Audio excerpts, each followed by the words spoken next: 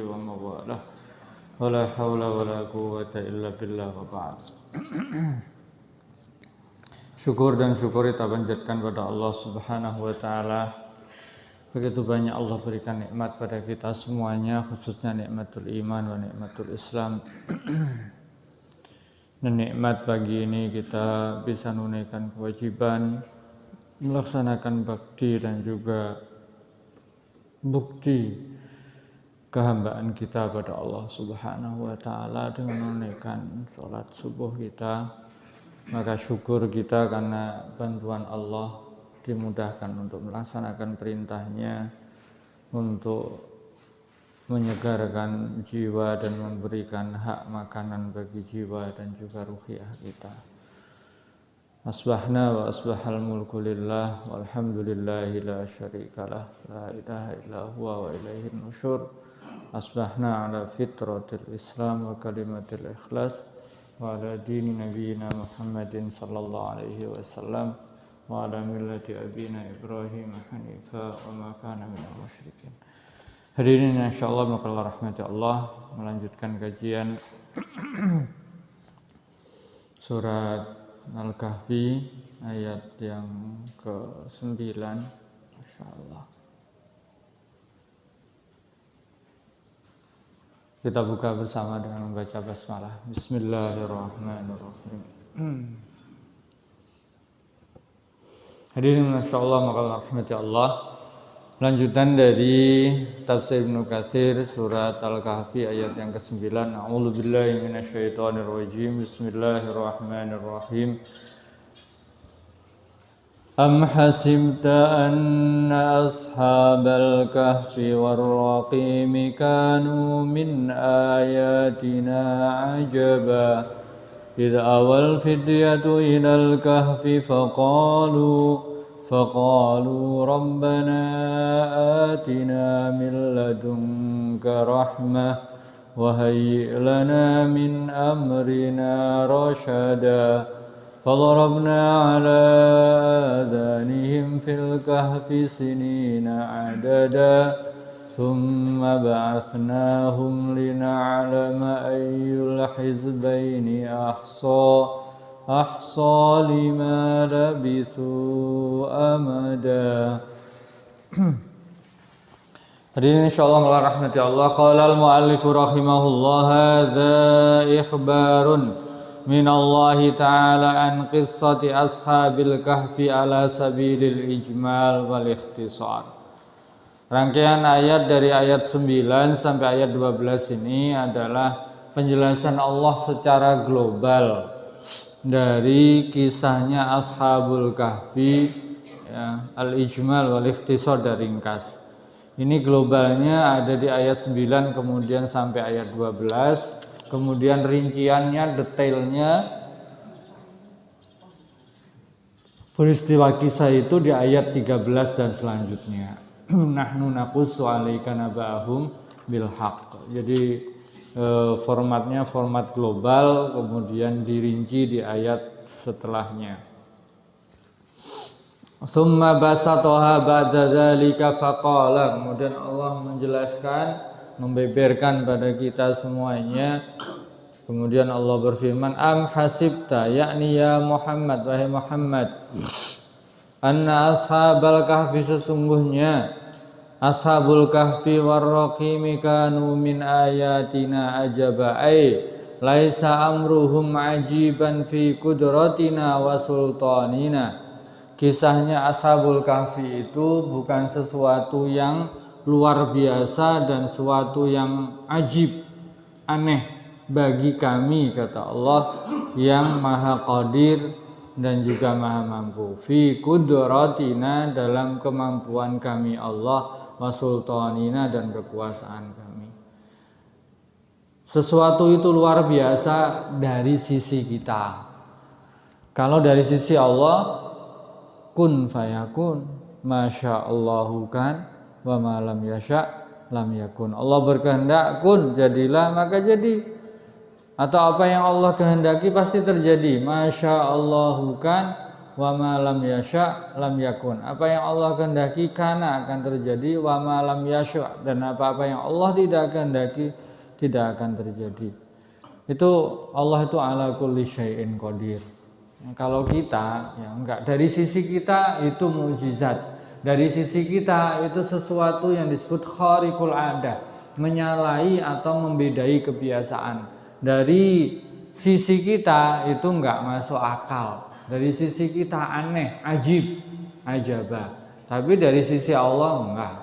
Allah Maha mampu. Gitu. Makanya sebutannya mu'jiz atau mukjizat itu untuk melemahkan argumen lawan yang menentang Nabi, namanya mukjizat. Nah, kisah sampai kemudian ditidurkan 300 tahun lebih, bagi Allah Maha bisa, matikan bisa, menghidupkan bisa, gitu kan. Ada yang dimatikan 100 tahun kemudian dihidupkan lagi, gitu ya. Yang sudah mati hancur semuanya, ini kan baru ditidurin, tidur, gitu ya. Badannya nggak hancur, ya udah hancur remek, masih bisa dibangkitin sama Allah. Ataupun sebaliknya, gitu ya, udah mati tapi kemudian badannya tidak dihancurin oleh Allah, bisa dijaga. Jadi semuanya serba bisa Allah itu, karena Allah itu ala kulli syai'in qadir. Jadi kalau ada yang bertanya gini, pertanyaan ini aneh, nah, pertanyaan ini harus koreksi. Ini pertanyaan yang nyeleneh. Bisa enggak Allah menciptakan suatu benda yang Allah sendiri tidak mampu untuk mengangkatnya? Bukan aneh. Tapi saya dulu dapat pertanyaan kayak gini tuh. Pertanyaan orang-orang filsafat yang otak-atik akal. Bisa enggak, mampu enggak Allah menciptakan sebuah batu yang Allah enggak bisa mengangkatnya sendiri? Bukan aneh. Jadi enggak usah dijawab. Pertanyaan itu koreksi dulu. Karena sudah kontradiktif. Mengakui Allah itu maha mampu, tapi kemudian mempertanyakan ketidakmampuan Allah. Udah. Gitu. Tapi orang nyeleneh ya ada aja kayak gitu, Pak. Jadi Masya Allah kan, itu satu kaidah ya. Apa yang Allah kehendaki pasti terjadi. Kalau Allah nggak kehendaki nggak akan terjadi. Jamaah rahmati Allah. Ya di mata kita ada banyak, ada orang gitu ya, sakit udah luar biasa, bahkan suami istri itu yang sakit terus-terusan suaminya, lah tiba-tiba yang meninggal istrinya, lah Allah kehendaki gitu. Banyak yang berumur sudah 80 tahun, 90 tahun belum meninggal, ada yang 40 tahun meninggal, 30 tahun meninggal, itu kehendak Allah.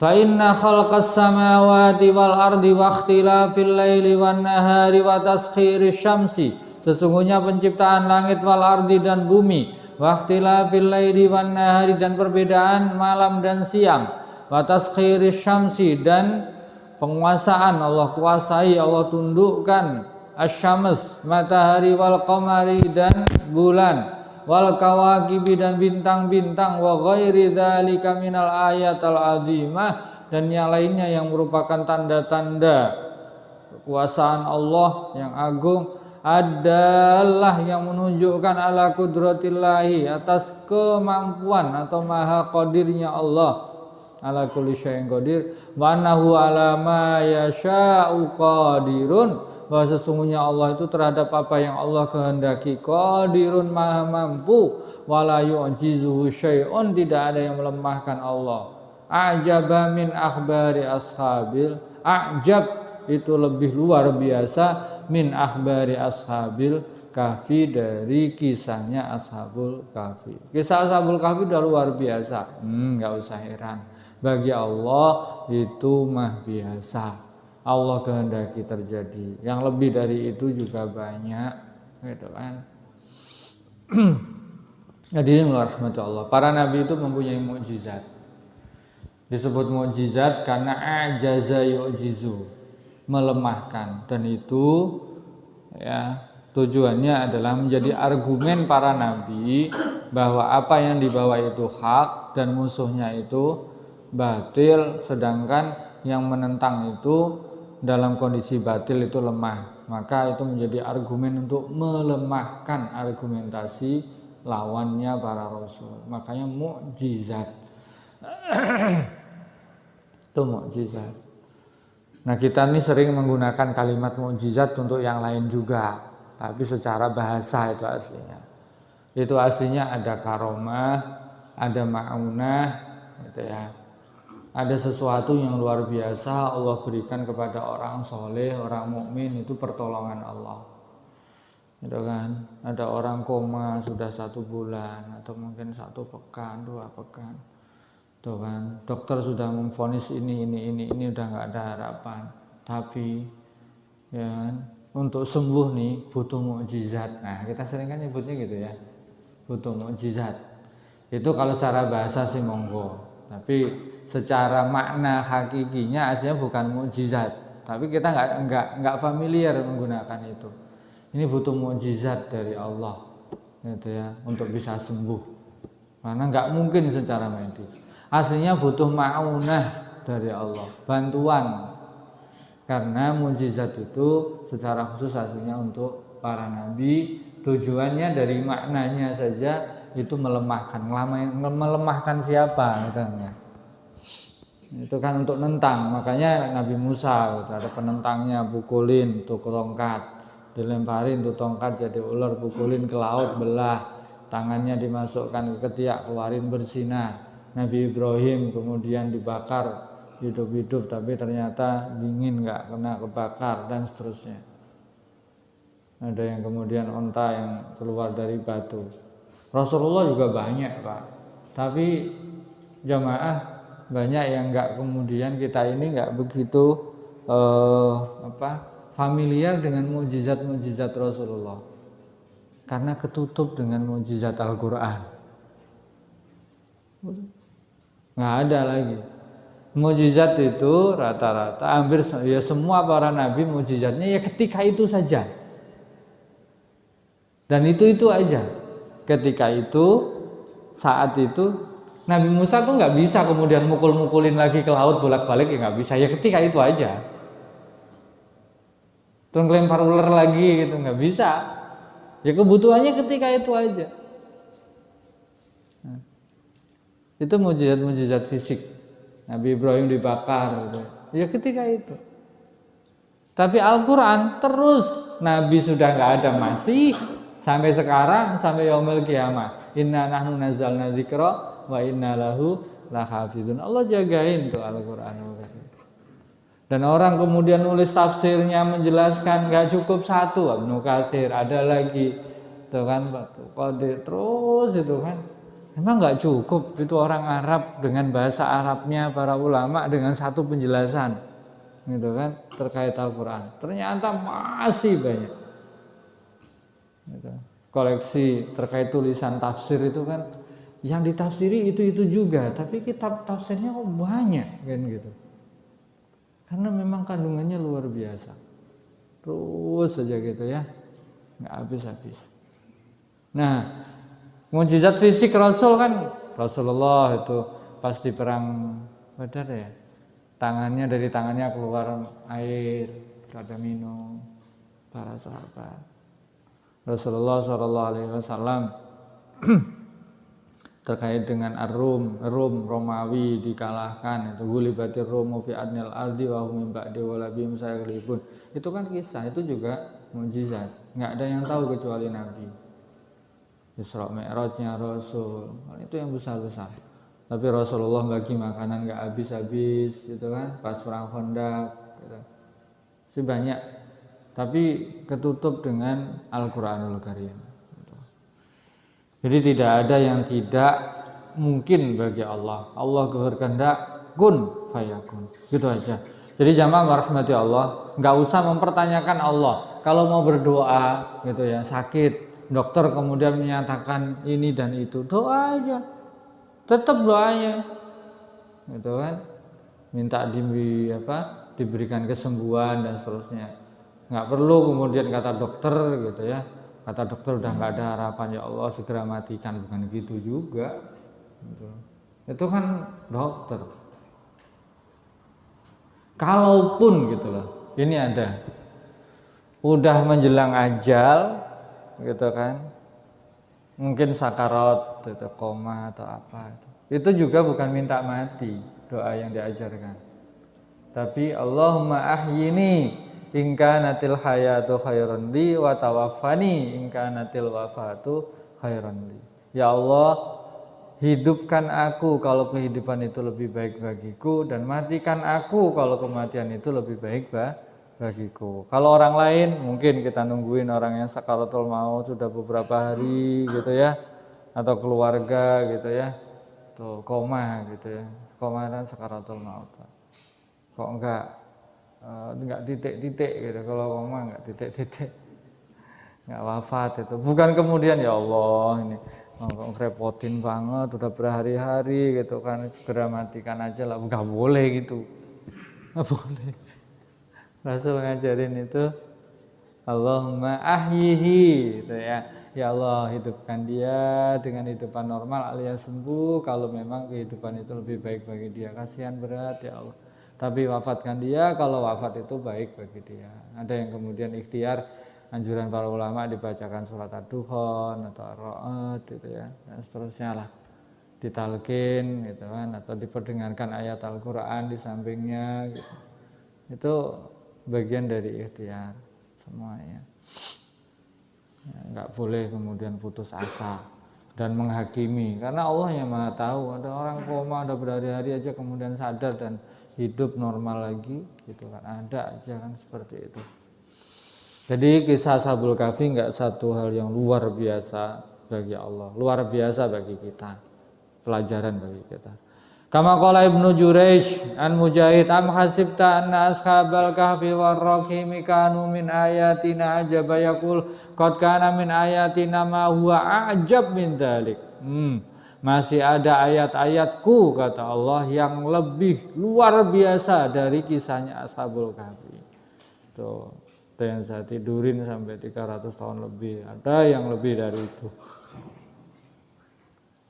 Am hasibta anna ashabal kahfi warraqimi kanu min ayatina ajaba yaqulu alladzi ataituka minal ilmi was sunnati wal kitab afdal min ashabil kahfi warraqim. Apa yang saya berikan kepadamu Muhammad dari ilmu, sunnah dan juga kitab itu lebih utama dari kisahnya Ashabul Kahfi. Qala Muhammad bin Ishaq ma adharat min hujjaji 'alal ibadi a'jab. Hujjah-hujjahnya Allah, ayat-ayat Allah Subhanahu wa taala lebih luar biasa, lebih mengherankan, ajab, mentakjubkan min sya'ni Ashabil Kahfi warraqim, daripada kisahnya Ashabul Kahfi. Wa amal kahfu huwa gharun fil jabali. Kahfun itu aslinya kan gua. Ya, gua. Al-kahfu itu gua. Wa huwallazi laja ilaiha ulail fityah al-mazkurun. Ini adalah gua yang dimana beberapa orang dari Ashabul Kahfi itu yang masuk dan istirahat di sana lari dari penguasa untuk menyelamatkan akidah mereka.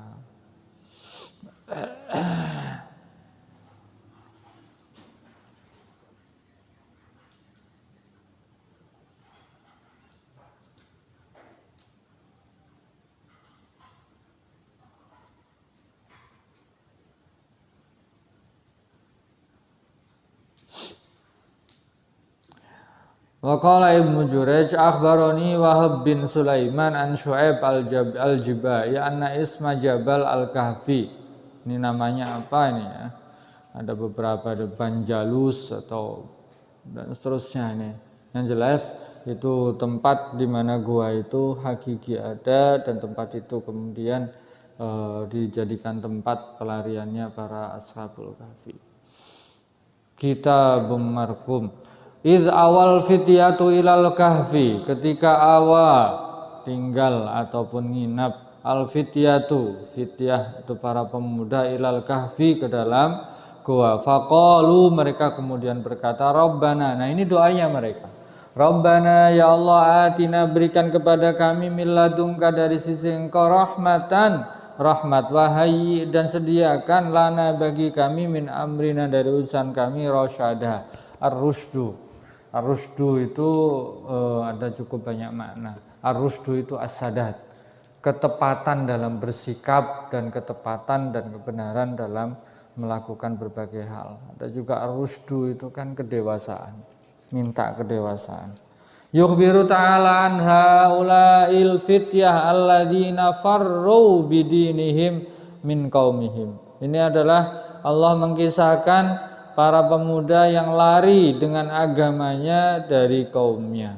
Li'alla yaftinuhum, mereka supaya tidak terfitnah, anhu faharobu, mereka lari minhum dari kaumnya, walaja'u ila gharin fi jabalin liyakhtafu, mereka lari masuk ke gua untuk bersembunyi dari kaumnya.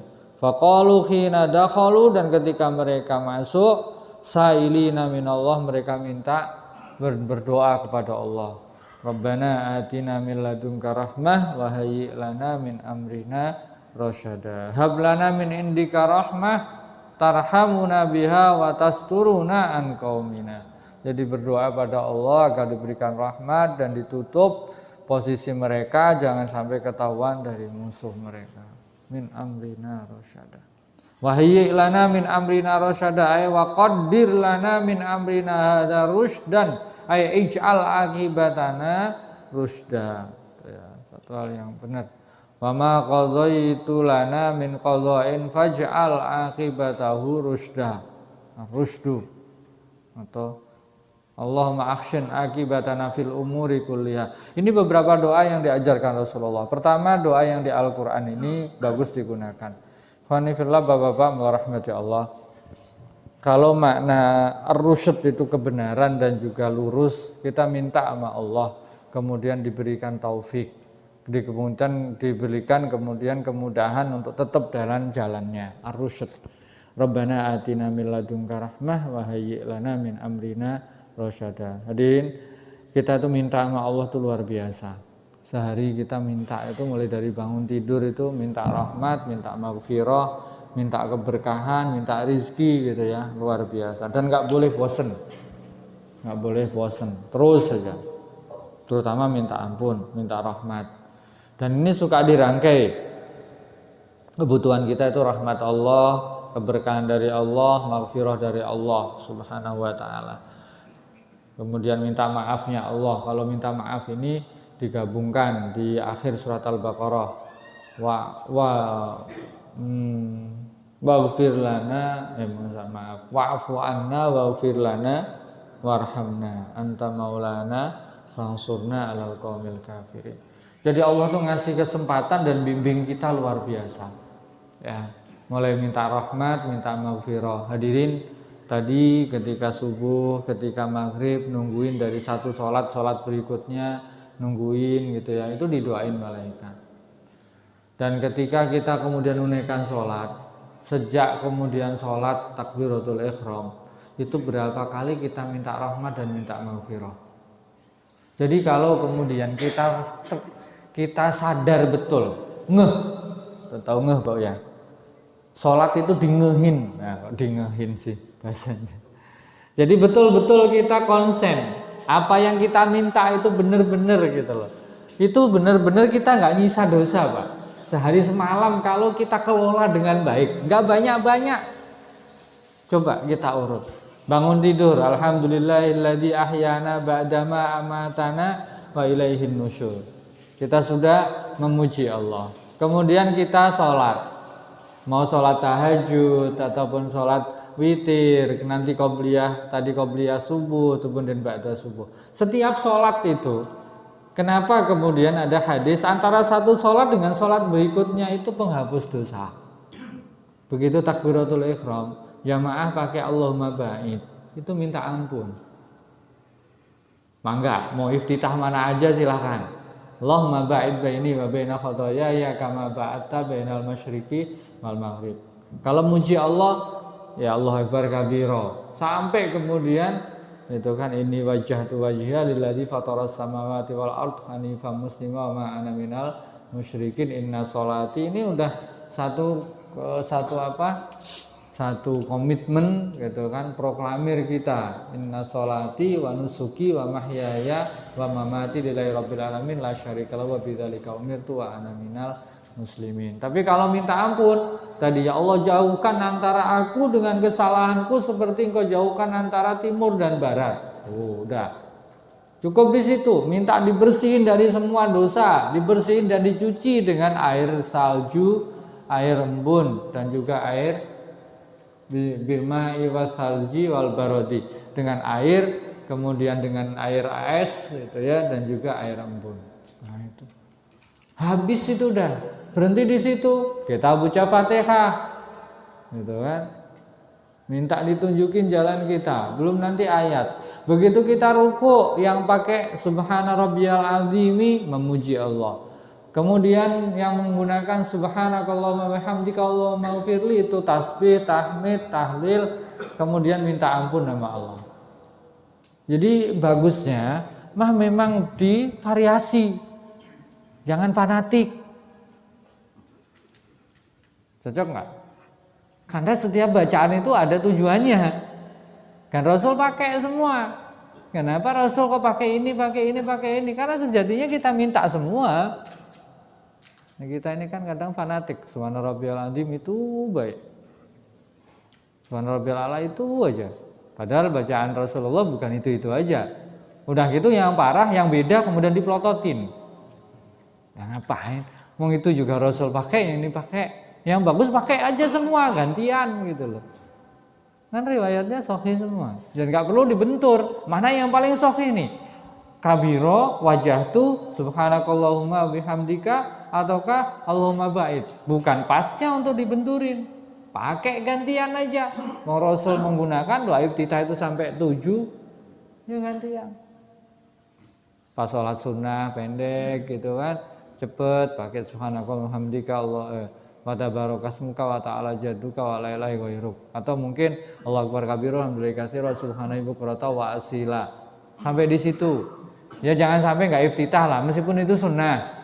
Tapi ya tetap ambil pendek, mungkin qobliyah ba'diyah pakai itu, qobliyah subuh kan gitu. Ba'diyah maghrib pengen buru-buru ya udah. Subhanakallahumma bihamdika wa tabarakasmuka wa ta'ala jadduka wa la ilaha ghairuk. Atau Allahu akbar kabira alhamdulillahi katsira tadi sampai wa subhanallahi bukrata wa asila, sampai di situ tuh cukup juga. Karena itu satu paket, itu 2 paket. Sampai kemudian wajah itu aslinya 2 paket digabungkan para ulama. Tuh. Yang panjang itu di Qiyamul Lail, itu contoh. Udah gitu, duduk di antara 2 sujud. Kalau sujud tadi pakai subhanakallahumma bihamdika Allahumma ighfirli, itu juga minta ampun. Duduk di antara 2 sujud minta ampun lagi, rabbighfirli warhamni wajburni. 4 rakaat 4 kali kita. Begitu penghujung dari tahiyat gitu kan.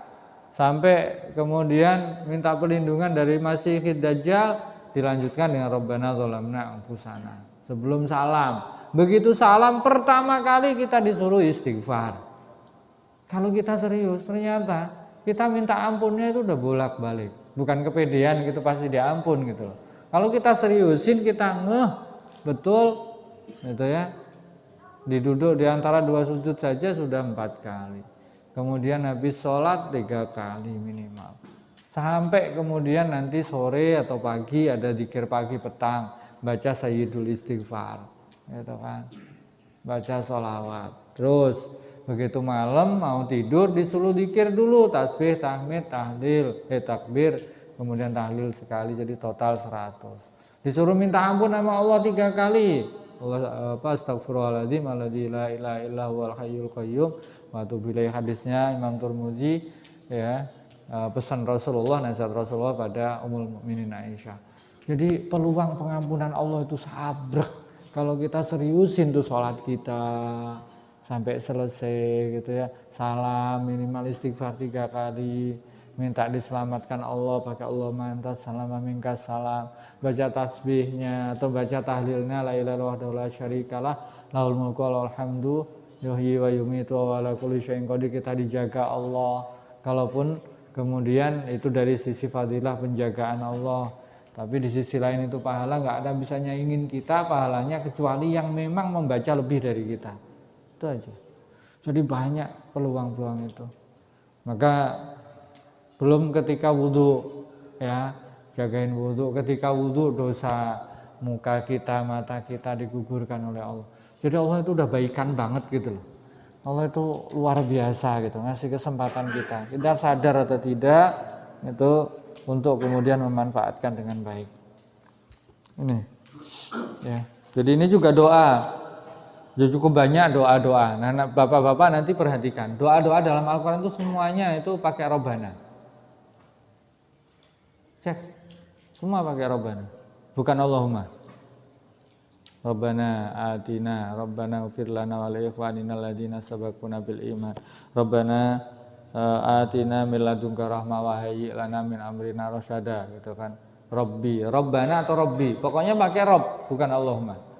Makanya para ulama di antaranya Imam Malik, kalau kalian minta sama Allah Subhanahu wa taala, apalagi urusannya urusan dunia atau urusan-urusan seperti itu ya, minta sehat, minta dimudahkan urusan, minta kemudian dibantu ini itu dan seterusnya, sifatnya rububiyah Allah, pakai ya Rabbi, ya Rabbana, Rabbana atau Rabbi. Rabbi, Rabbana, ya Rabbi, ya Rabbana. Nah itu. Kalau sendiri Rabbi, kalau dengan makmum gitu ya Rabbana, atau diikutkan yang lain. Nah Allahumma ada beberapa teks yang digunakan Allahumma itu lebih cenderung ini babnya kecenderungan. Itu terkait ubudiyah, terkait ukhrawi, minta ampun atau minta apa berbagai hal yang sifatnya di akhirat gitu. Makanya pakai Rabbana itu mayoritas seperti itu. Kalau itu di Al-Quran bisa dibilang semuanya, termasuk nih doanya Rasul. Nah ini kalau doanya Rasul SAW urusannya Allahumma kayak gini nih, Allahumma ya Allah ahsin, baguskan akibatana fil umuri kulliha, akhir dari semua ya, semua urusanku. Jadi ujungnya selalu baik, ujungnya selalu baik. Kan nggak enak Pak, jamaah rahmati Allah. Apapun itu bagus, tapi begitu akhir nggak enak. Tuh. Apalagi kehidupan jadi suul khotimah gitu ya. Semuanya akibatana fil umuri kuliah wa ajirna, dan jauhkan kami min khizyid dunya wa adabil akhirah gitu ya, kesedihan, kegundahan atau berbagai musibah duniawi maupun azab akhirat. Doa itu silah, doa itu senjata bagi kita. Perbanyak doa. Begitu terkait dengan Allah itu membolak-balik hati, langsung kemudian Allah ngajarin kita doa. Doanya ya muqallibal qulub tsabit qalbi ala dini. Ketika ada perintah sabbihisma rabbikal a'la, itu kan perintah. Langsung kemudian subhana rabbiyal a'la.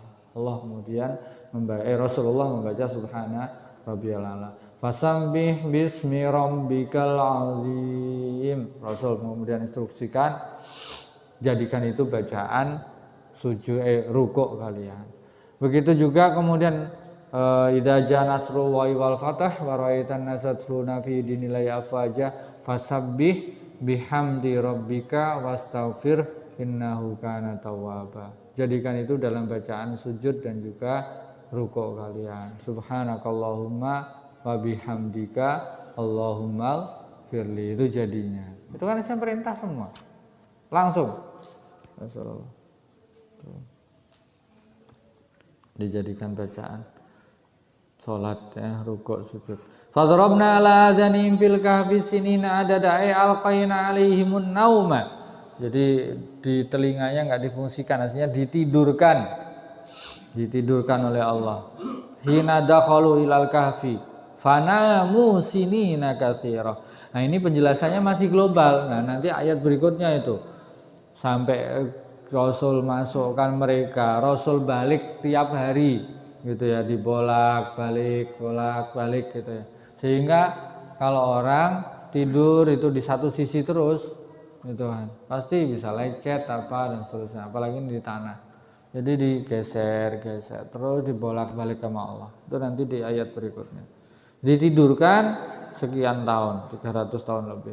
Summa ba'atsnahum, kemudian kami bangkitkan mereka, bangunkan mereka gitu kan, min raqatihim, dari tidur mereka. Wa kharaja ahaduhum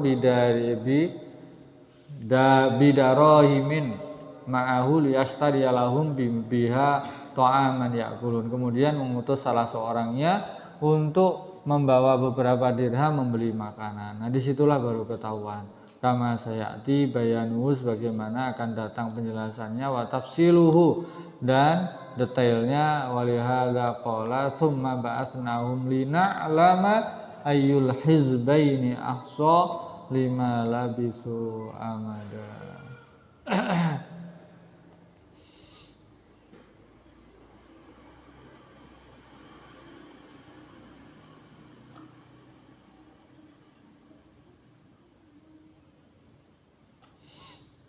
Ini jamaah rahmati Allah kisahnya, dan kita masuk kisah yang nahnu naqussu 'alaika naba'uhum bil haqq. Ini ayat yang 13. Innahum fityatun amanu bi rabbihim wa zidnahum huda.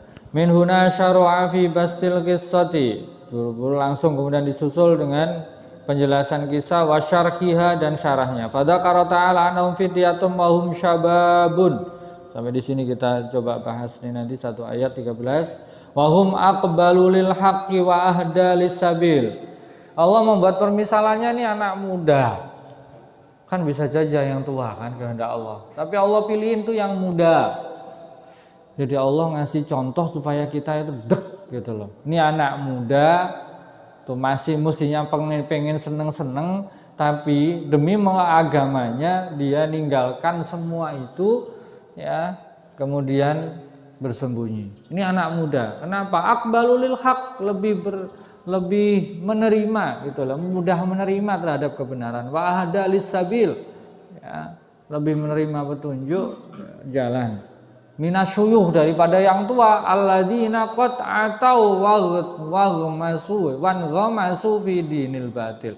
Kalau urusan agama gitu ya, kritis lebih mudah. Kalau orang sudah kadung, mohon maaf nih, udah tua, kemudian aktivitas ibadahnya ataupun agamanya udah agama dulu, dia udah kolot, dirubahnya susah. Kalau udah punya keyakinan, udah kadung tua, susah. Semua hal udah nempel. Nah, kalau yang muda kan mudah berubah. Masih mudah berubah. Walihada kana aktsarul mustajibina lillah, karena itulah kebanyakan dari yang menerima gitu ya, menerima dakwah, ngikutin agama ini, ikutin Allah dan juga Rasulnya, itu syaban, pemuda. Wa amal masyayikh min Quraisy fa'amatuhum baqau ala dinihim. Kalau kita kembali ke kisahnya Nabi Muhammad SAW, yang banyak terima dakwah Rasulullah itu yang muda-muda. Yang tua-tua udah tetep patok bangkrong tuh, begegek mutawatu, itu bahasa mana tuh? Pokoknya nggak mau berubah. Ya abu-abu itu kan, Abu Jahal, Abu Lahab, Umayyah, tuh. Wah itu gegek aja itu, dia nggak berubah. Tapi yang muda-muda, oh jadi seneng kan sesuatu, mereka kritis, mencari kebenaran gitu kan. Nah, itu gambaran seperti itu. Jadi anak muda jangan males gitu ya. Jadi anasirut taghyir. Wa hakadza akhbara ta'ala an ashabil kahfi annahum kanu fityatan syababan.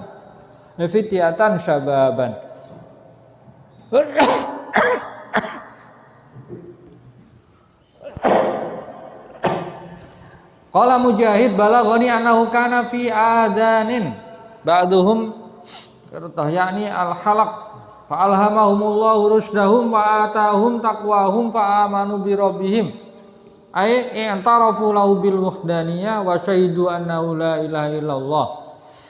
Jadi mereka ini mudah-mudah Allah kasih ilham, Allah kasih lurus dalam bersikap, rusyad, wa atahum taqwahum, Allah berikan ketakwaannya. Fa'amanu bihim au bi rabbihim. Jamaah rahmati Allah. Kita ini harus bersyukur. Allah yang berikan keimanan. Wa habbaba ilaikumul imana wa zayyanahu fi qulubikum wa karraha ilaikumul kufra wal fusuqa wal isyan. Ya. Habbaba ilaikumul iman.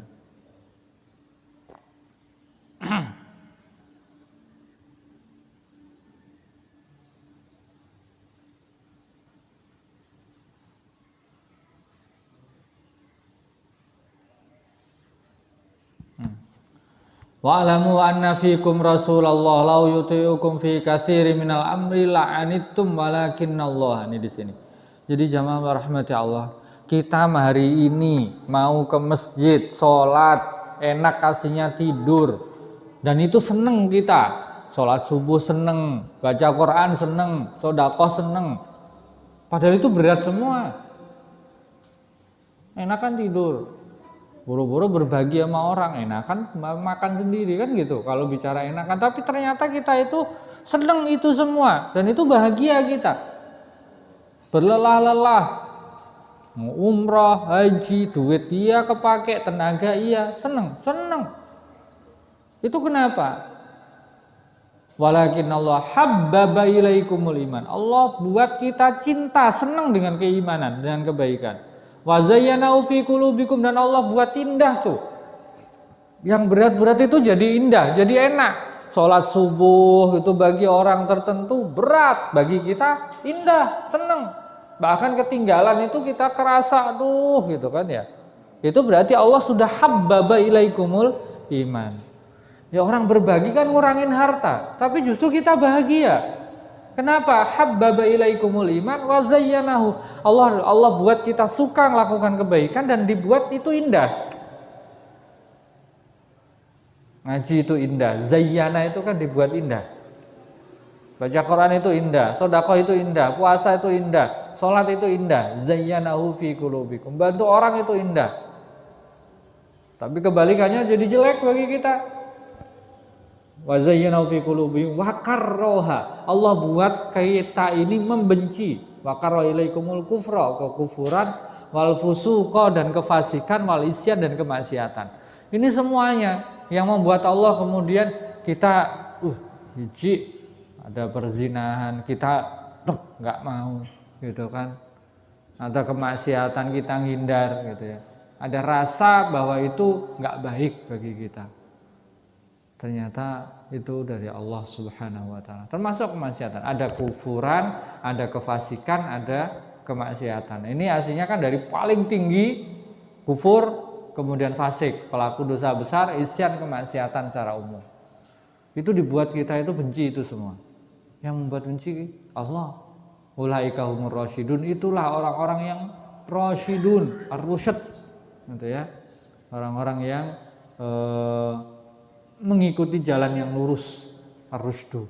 Jadi kita minta sama Allah, Rabbana atina min ladunka rahmah wa hayyi' lana min amrina rasyada, orang yang lurus jalannya.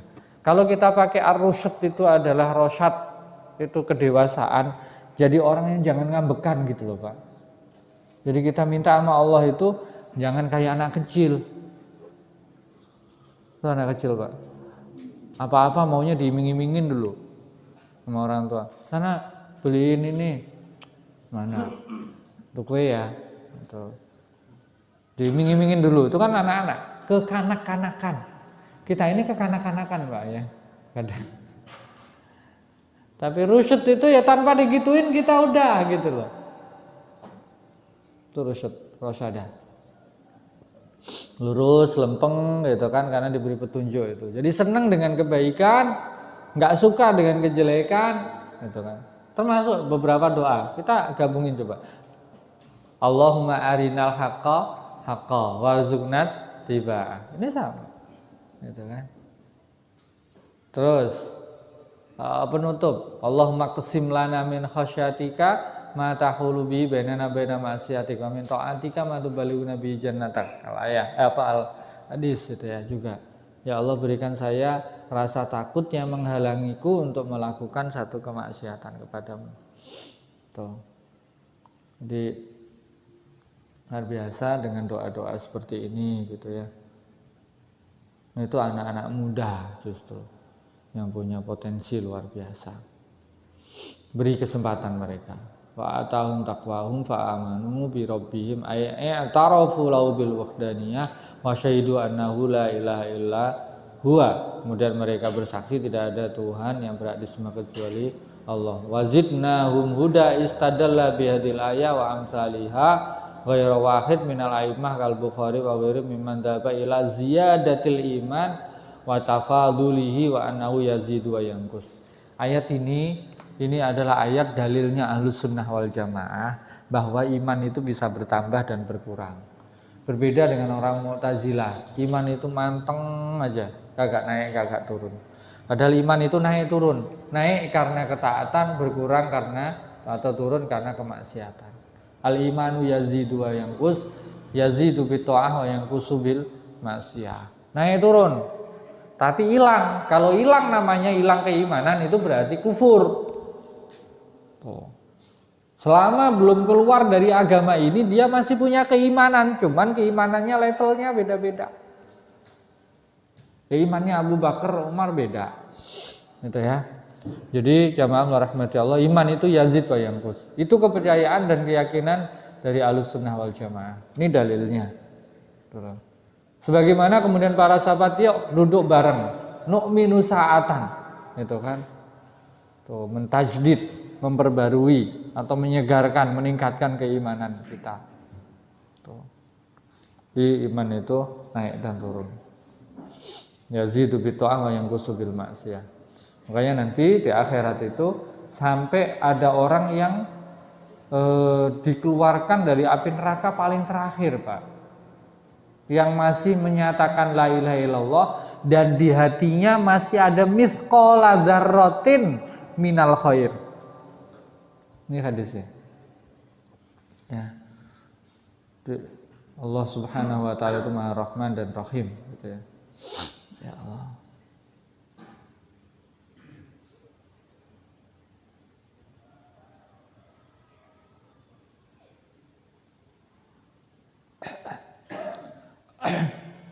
Ada beberapa riwayat itu. Yaqulullahu azza wa jalla. Ini dari Anas bin Malik, itu hadisnya. Hadis Imam Bukhari. Yakhruju, kalau yang riwayat pertama itu yaqulullah, Allah berfirman, akhriju, keluarkan dari api neraka itu man qala la ilaha illallah, orang yang mengatakan la ilaha illallah wa kana fi qalbi, dan di dalam hatinya itu min khairin, dari kebaikan, ma yazinu syairah, yang seukuran syair. Syair itu kan ada syair, ada bur, itu ada dzurrah. Ini dibuat perbandingan. Ini sama-sama lembut. Syair itu tepung yang agak kasar. Bur itu gandum lembut. Dzurrah itu kan atum sering sebut. Kalau dulu kan biji sawi suka gitu. Jadi tiga ini ada kebaikan meskipun seukuran itu dikeluarin dari api neraka. Masih ada lagi sampai yang terakhir itu ya. Akhriju minan nari man qala la ilaha illallah wa fi qalbihi, dan di dalam hatinya minal khairi, dari kebaikan, ma yazinu, yang seukuran dzarratin, sebiji atom. Ini dikeluarkan. Jadi jamaah rahmati Allah, orang selama belum keluar dari agama ini dan dia masih la ilaha illallah Muhammadur Rasulullah, dia masih asyhadu alla ilaha illallah wa asyhadu anna Muhammadar Rasulullah, dia pasti dikeluarkan dari api neraka. Cuman berkapannya, setelah berapa lama, itu yang jadi pertanyaan itu. Naudzubillah min dzalik gitu ya. Ada yang sehari dua hari, sehari aja ka alfi sanatin mimma ta'udun. Masalahnya itu nggak enak gitu loh, kan di neraka tuh nggak enak, nungguin bu, bapak-bapak nih ya, suka nganter ibu-ibu ke pasar ya, nungguin lama gitu ya, paling nggak enak nungguin gitu ya, nungguin itu paling nggak enak itu, karena lama, atau waktu sama tapi perasaan lama, karena nggak enak. Coba kalau enak, sesuatu kalau enak cepet gitu, nggak kerasa udah jam segini ya, karena enak. Tapi kalau nggak enak, bolak-balik lagi, selesai ya, datang ya, belanja apa aja sih gitu, muter aja gitu. Ya kita laki-laki tuh kan gitu Pak ya, mau belanja tuh kan dari rumah itu kan udah ketahuan mau ini gitu kan, udah datang tek, udah. Ibu tuh kan gitu, entah memang wanita itu belanja, muternya sendiri tuh dinikmati, milihnya tuh dinikmati, nanya itu dinikmati. Padahal dari tadi tuh maunya tuh beli ini gitu ya, mau beli sepatu kayak atau beli apa, itu muter dulu gitu. Bisa jadi tuh barang tuh udah di situ, ya lain lagi dah gitu. temu di nawar sana. Enggak kena. Ujungnya terakhir balik lagi di situ gitu. Ini curhat ini Bang. Kenyataannya. Ya begitu Allah ciptakan laki perempuan itu gitu ya. Belanja itu belanjanya sendiri tuh nikmat gitu bagi mereka. Lah kita kan enggak tertuju gitu kan mau beli apa. Ya udah udah terus pulang kan gitu. Mereka udah punya daftar tuh tetap aja belok sini dulu, belok sana, lihat ini dulu itu apa gitu, terpasar gitu. Baru gitu. Makanya lama amat ya gitu. Ini bapak itu sekalian tinggal ngopi aja dulu, Pak.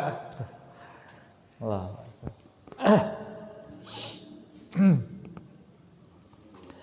Tuh.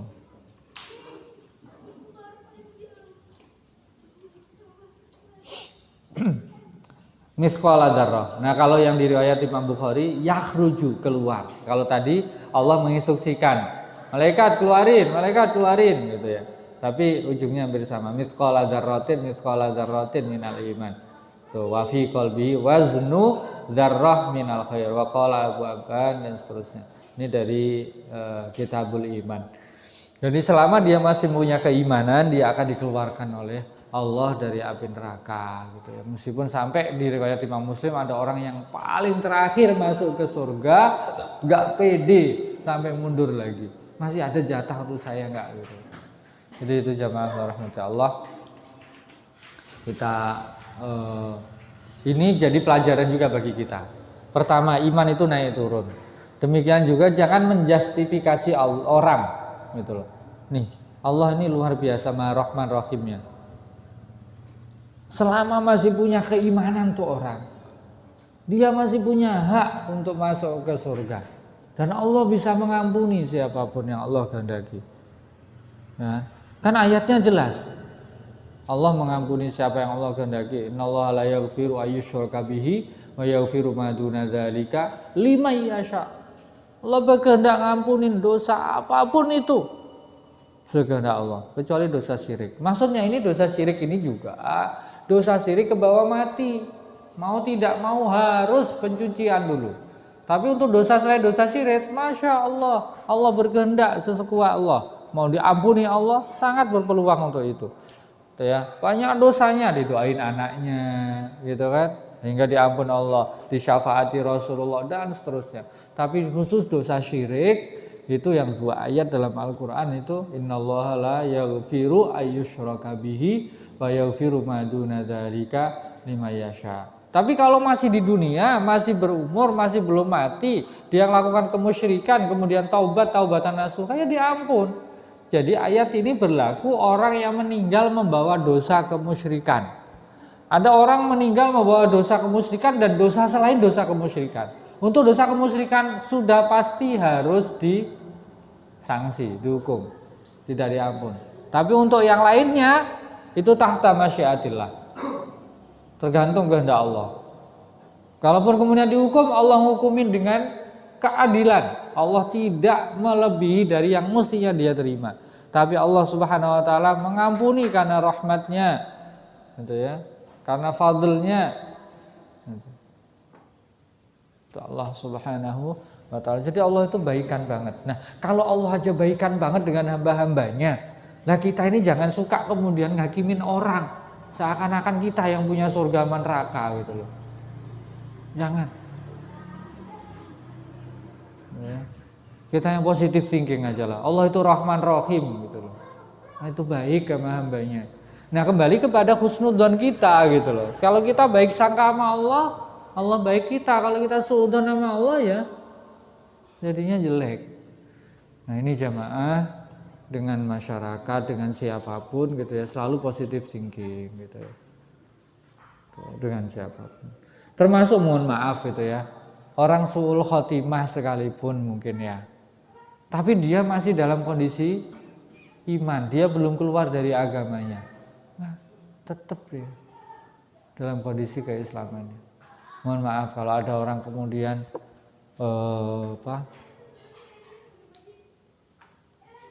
gantung diri, mohon maaf, bunuh diri gitulah ya. Itu kan meninggal dalam kondisi fasik. Fasik atau kafir? Fasik. fasik. Naudzubillah min dzalik ya. Atau mungkin orang mabuk kemudian lost mati. Atau OD overdosis gitu. Itu kan maksiat. Fasik gitu. Ditanyai masih muslim, masih dia. Masih ngakuin. Selama kita lihat ya, kita disuruh terkait keimanan seseorang itu nahkum bidzawahir. Ya, orang udah nggak pernah sholat apa udah kafir. Enggak, nanti dulu. Nah, karena kita disuruh menghukumi yang zahir deh. Nahkum bidzawahir. Dia belum pernah mengucapkan atau melakukan satu perbuatan yang menunjukkan dia keluar dari agama ini. Selama itu nggak ada, jangan. Tetap aja. Nah bedanya ini orang-orang fasik kayak gitu tuh nanti gimana disolatin tidak tetap. Tapi orang-orang fasik itu ya meninggal kayak gitu, tokoh dan para ulama, para kiainya sebaiknya tidak usah ikut nyolati. Nah itu kayak Rasulullah, kayak Umar bin Khattab kayak gitu itu ya. Makanya Umar bin Khattab tuh kalau sholat kan orang munafik itu dohirnya itu mukmin, ya kan Pak ya, luarnya mukmin. Dan untuk munafik Madinah itu yang ada di Madinah yang paling tahu itu Hudzaifah al-Yamani radhiyallahu anhu. Maka Umar bin Khattab kalau ada orang meninggal gitu ya, Umar bin Khattab nengok dulu ke Hudzaifah. Hudzaifah maju ikut sholat nggak? Kalau enggak, Umar nggak mau nyolatin. Umar nggak mau nyolatin. Nah contoh gini juga, Rasulullah SAW meskipun ini akhirnya ujungnya juga Rasul sholatin. Ada 2 orang meninggal, Rasul nanyain, ini punya tanggungan nggak? Enggak ya Rasul. Ayo kita sholatin. Kalau yang ini ada tanggungan nggak? Ada ya Rasul, punya utang. Silakan kalian sholatin. Rasul mundur. Tapi kemudian ada sahabat Rasul, sallu alaihi wadainu alayya. Rasul sholatin, tolong sholatin, utangnya saya yang nanggung. Terus Rasul nyolatin. Ini urusan utang Pak, punten ya, urusan utang. Makanya dari hadis ini pertama, kenapa orang kemudian meninggal gitu kemudian disampaikan gitu ya, Pak yang punya utang sama dia gitu loh, yang meninggal ini itu ya 1.000, 2.000 yang kira-kira bisa bebasin dah. Jadi amal soleh bagi kita dan itu meringankan saudara kita. Semoga dengan itu kita juga akan diringankan kalau kita kemudian meninggal punya tanggungan juga dimaklumi dan dimaafkan orang kan gitu. Tuh, satu. Yang kedua, kalau berat ke keluarganya, maka keluarganya ada yang diwakilin. Kalau ada tanggungan, tanggung jawab kami semua. Karena begitu orang meninggal itu kan dari harta warisnya apa diatur keluarganya. Jangan sampai sudah bagi waris semuanya, utang belum diberesin. Utang dulu baru beresin waris, bagi waris gitu loh. Jangan kemudian ini utangnya Bapak ini sekian, yuk kita bagi, nanti kamu bayar sekian, nggak tepat. Buru-buru nggak kebayar itu nanti, duit udah dibawa sama masing-masing, hutang kagak. Di surat An-Nisa, bayarin dulu tuh utang, wasiatnya beresin dulu semua, gitu kan. Setelah itu baru bagi itu waris, kan gitu. Jadi itu gambarannya. Jadi kalau punya utang atau apa catat dengan baik. Ayat paling panjang di dalam Al-Quran itu di surat Al-Baqarah tentang apa? Tentang utang. Tentang utang.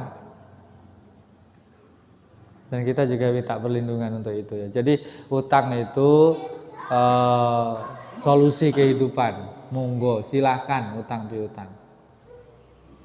Tapi kalau jangan kemudian suka menikmati utang. Jadinya itu orang kalau utangnya kegedean gitu ya, nggak bebas Pak.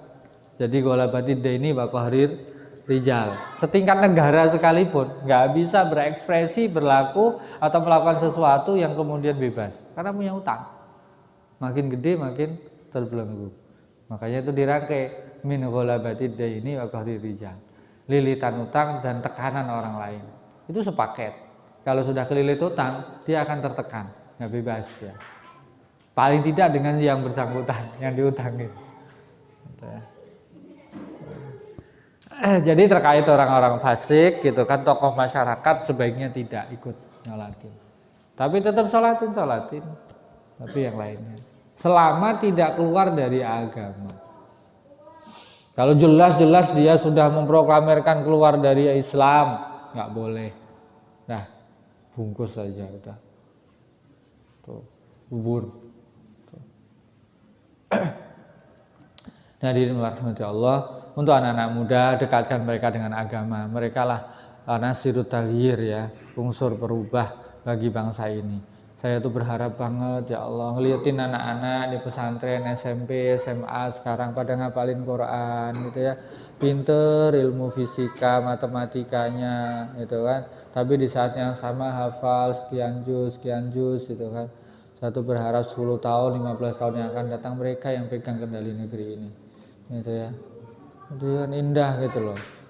Jadi dia jadi presiden, jadi menteri, jadi gubernur, bupati, anggota dewan, tapi mereka dekat dengan agama, enak gitu loh.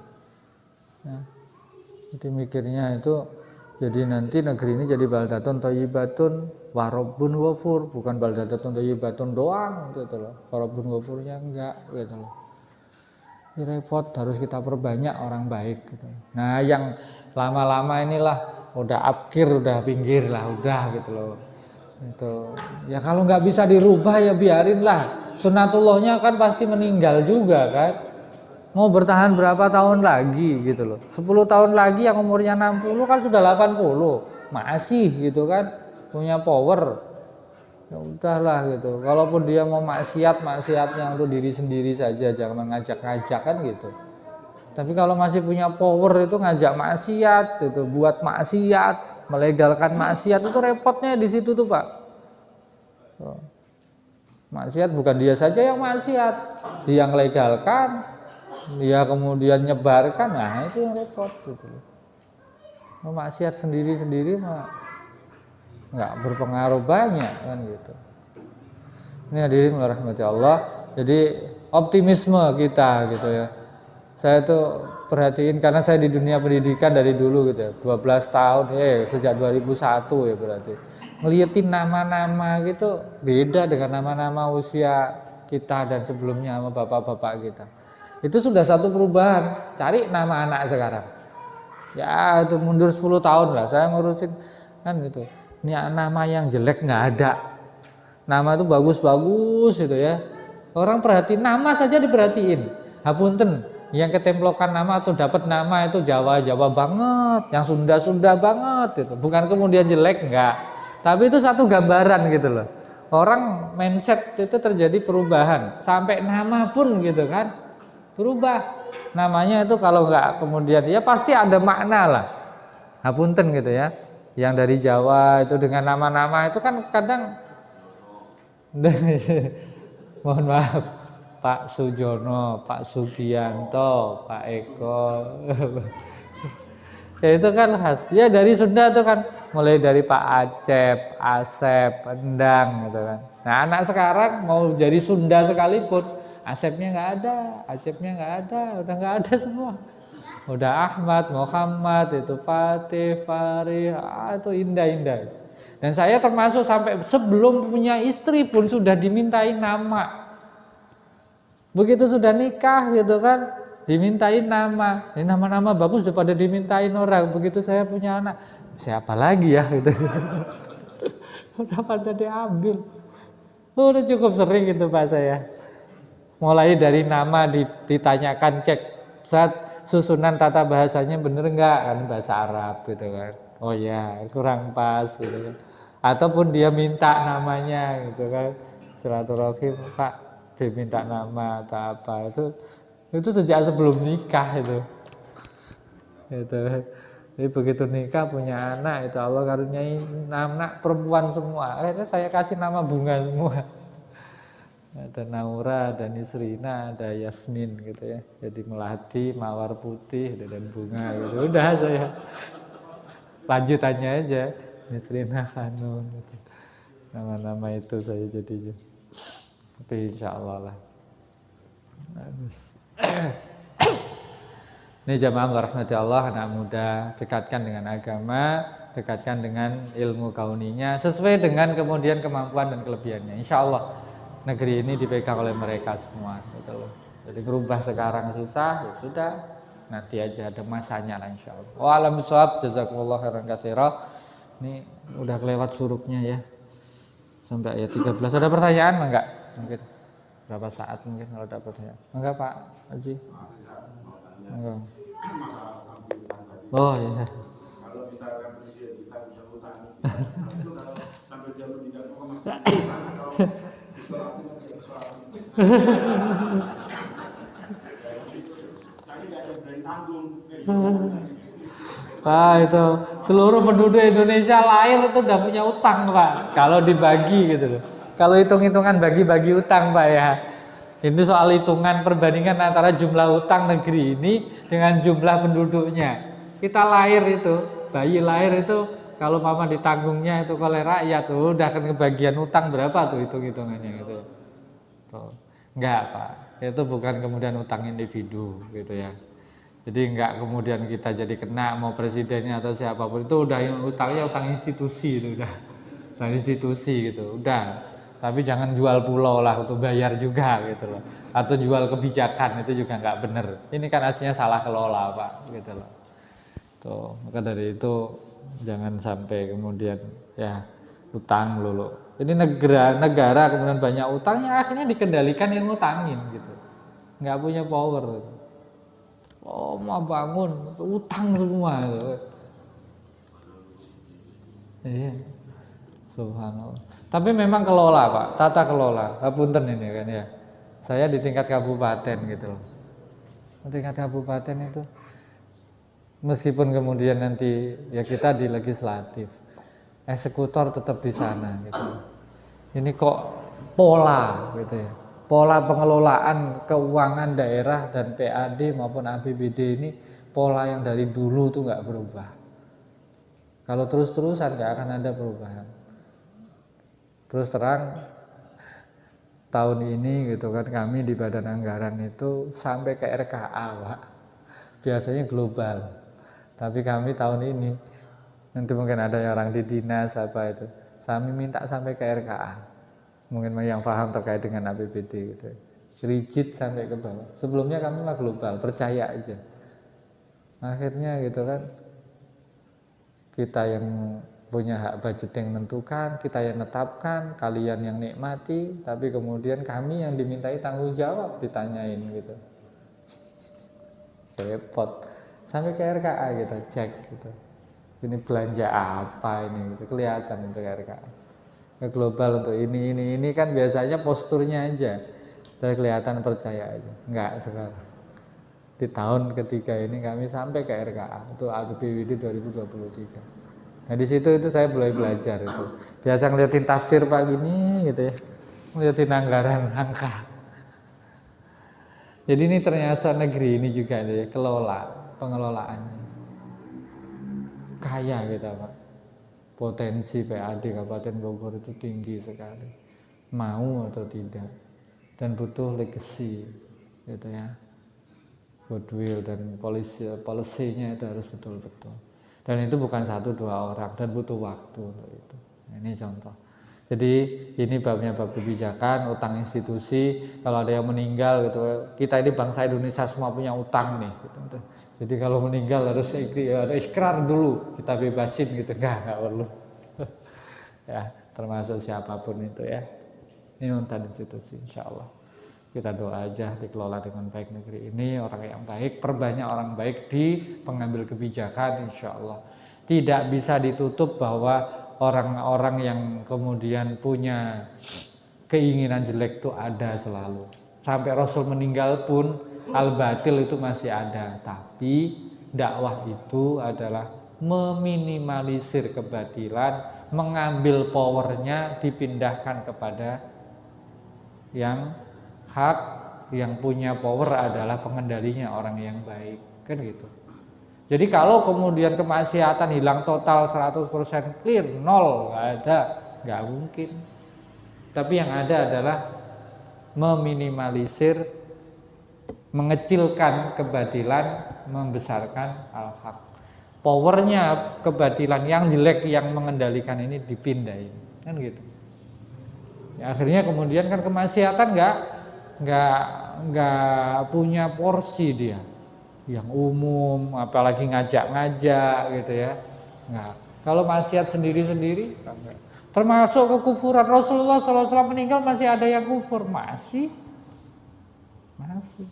Tapi kekafiran itu nggak mengendalikan lagi.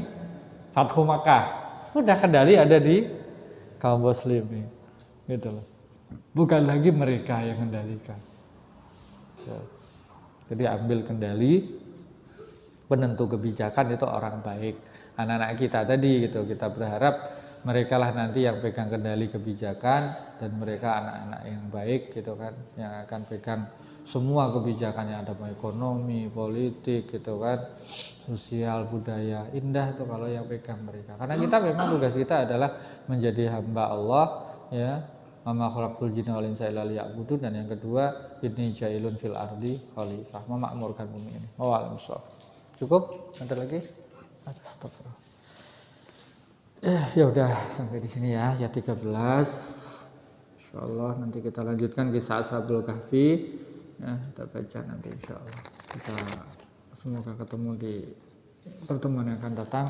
Barakallahu lakum, mohon maaf bila khilafan maupun kekurangan, dan semoga manfaat untuk pribadi saya dan juga jamaah semuanya.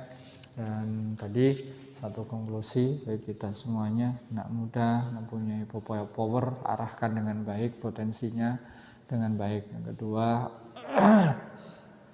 Allah itu baik banget memberi kesempatan pada kita, dan perbanyak doa-doa untuk kemudian dimudahkan dalam kebaikan, diberikan hidayah, taufik, demikian juga rusyad. Doa yang dibaca oleh Ashabul Kahfi bagus juga untuk terus dibaca. Rabbana atina min ladunka rahmah wa hayyi' lana min amrina rasyada. Dan semua doa-doa yang dalam Al-Qur'an itu juga sangat-sangat bagus untuk kemudian kita jadikan doa harian kita. Tapi juga dilengkapi ya, disempurnakan dengan memahami isi dari doa tersebut atau tahu maknanya sehingga kita tahu apa yang kita minta. Wallahu a'lam bishawab. Wallahumma muwaffiq ila aqwamit thoriq. Wal afu minkum. Assalamualaikum warahmatullahi wabarakatuh.